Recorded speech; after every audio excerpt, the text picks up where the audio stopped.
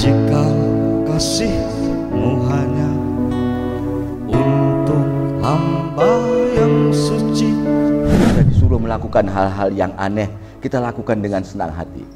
Kira-kira kayak gitu. Cinta mestinya bukan beban. Kalaupun pacar kita memberikan kita kesulitan, suruh mengangkat sesuatu yang besar, yang berat, kita mengangkatnya dengan senang hati. Maka jika kita masih menganggap apa yang diberikan Tuhan sebagai kesusahan, bisa jadi kita belum mencintai Tuhan. Jika kita masih menganggap apa yang diberikan negara masih beban, bisa jadi kita belum mencintai negara. Atau sebaliknya, jika pemerintah merasa repot dengan seluruh urusan kita, seluruh urusan rakyat yang macam-macam, jika pemerintah masih merasa repot, berarti pemerintah belum mencintai rakyatnya. Maka kita lihat lanjutan dari puisi itu. Kata mereka, arti cinta itu apa? Katakanlah, menanggalkan kehendak atau menanggalkan keinginan. Yang tak luput dari kehendak itu bukan kehendak. Mencintai, menghilangkan kehendak, menghilangkan penilaian, larut ke dalam cinta itu. Seperti seorang kekasih atau sepasang kekasih, yang satu harus larut pada kekasihnya. Apapun yang diberikan kekasihnya dia terima dengan sukacita, kemudian larut menikmati bagian demi bagian.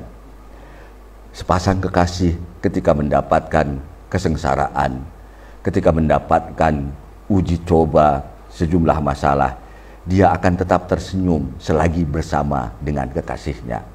Tinggalkan kehendak, masuklah di dalam cinta, baru kita akan menerima marwah cinta.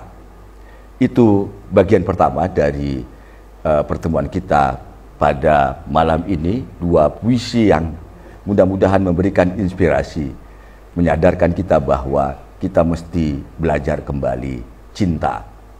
Jika masih menghitung, jika masih berbeda kehendak antara saya dan istri saya suami dengan istrinya, anak dengan bapaknya, jika masih ada dua kehendak yang bertabrakan, itu belum cinta. Itu masih mengukur dengan kepalanya. Sahabat Madrasah Rumi, puisi pertama ini mengantarkan kita untuk lebih menghayati apa itu marwah cinta. Baik, kita lihat puisi selanjutnya. Ini yang tadi disebutkan bahwa ketika kita mau menanggalkan kehendak, maka artinya kita tidak lagi menggunakan kepala kita. Kita menggunakan, karena kehendak muncul dari kepala kita, dari pikiran kita, dari pertimbangan kita. Karena itu kata Rumi, manusia tanpa hati dan akal budi hanyalah segenggam lempung dan tanah. Hanya cintalah yang dapat menjadikan hati dan akal budi itu berfungsi. Tanpa akal budi, itu yang harus dilakukan. Cinta memberikan bentuk bagi hidup kita. Bagaimana cara menafsirkan puisi ini? Sangat sederhana. Cobalah renungkan dulu sebelum jatuh cinta. Apakah yang kita lakukan? Kita hidup seenaknya, kita berpakaian seenaknya, kita bisa jadi tidak mandi berlama-lama. Kita tidak pernah peduli pada tampang kita. Kita tidak peduli dapat uang atau tidak dapat uang. Kalaupun dapat uang, kita hamburkan begitu saja. Tetapi begitu cinta datang, kita jadi peduli pada tampang kita, pada tampilan kita. Kita peduli pada kata orang. Ada uang sedikit kita simpan, minimal untuk saat ketemu sang kekasih, kita bisa membuatnya gembira.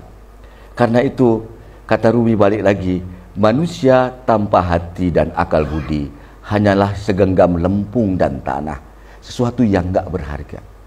Baru ketika cinta datang, hati dan akal budi itu menjadi berfungsi. Akal kita jadi mikir, gimana caranya nyari uang. Hati kita jadi mikir, apa perasaannya jika melihat kekasihnya melakukan hal yang tidak baik. Mendadak dengan itu kita jadi mengukur cara kita bertindak. Mendadak dengan cara itu kita jadi mikir, baiklah, begini kira-kira strategi mendapatkan uang, strategi untuk bisa bertahan hidup. Jadi bagi Rumi, akal dan hati itu mati, baru hidup jika ada cinta. Pada negara ini, pada kehidupan kita, jangan-jangan kita punya akal dan hati. Pemerintah punya akal dan hati, presiden pasti punya itu. Gubernur pasti punya itu. Tapi apakah mereka punya cinta? Jika mereka punya cinta, akal dan hati pasti akan memiliki energi untuk berpikir sangat cerdas. Jika punya cinta, hati mereka memiliki rasa yang luar biasa dalam. Maka tinggal butuh tumbuhkan cinta. Madrasah Rumi malam ini, sambil mengaji ini, mari kita doakan agar negara dan rakyatnya memiliki cinta, sehingga akal dan hatinya bisa muncul dan persoalan-persoalan bisa selesai dengan mudah. Tanpa cinta, semua ibadah hanyalah beban, semua tarian hanyalah rutinitas, semua musik hanyalah bunyian, semua musik hanyalah bunyian semata. Seluruh tetes hujan dari surga hanya sekedar jatuh ke samudera. Tanpa cinta, tak satu tetes pun dapat menjadi mutiara. Cinta di samping menghidupkan akal dan hati, juga memberi tenaga, menjadi energi untuk membuat seluruh persoalan menjadi tak terasa. Persis seperti masa kasmaran dulu, karena cinta kita merasa tidak capek, karena pertemuan dengan kekasih itu membuat rasa capek menjadi punah. Mari kita tegakkan marwah cinta di tengah efisiensi, agar kita tidak merasa capek menjalani kehidupan ini. Pemerintah, siapapun, presiden, menteri, bupati, gubernur, atau siapapun, marilah belajar untuk menumbuhkan cinta. Hanya dengan itu kita bisa keluar dari seluruh kerusuhan, dari seluruh persoalan bangsa ini. Untuk itu, mari kita dengarkan satu dulu musik dari Mas Trisno. Kita akan dengarkan, tetapi seperti yang tadi dipesankan oleh Rumi, mari kita dengarkan dengan cinta, bukan akal dan hati, karena cintalah yang membuat kita bisa berpikir lebih cerdas, membuat hati kita menjadi lebih peka. Cintalah yang membuat kita keras kepala, menyatakan sesuatu yang bagi orang lain tidak indah sebagai indah. Karena itu mohon bagi sahabat Rumi seperti biasa, musik ini kita dengarkan dengan sangat. Beberapa bagian musiknya atau syairnya, liriknya, kita pantulkan pada diri kita. Kita mencoba untuk belajar mendengarkan dengan cinta.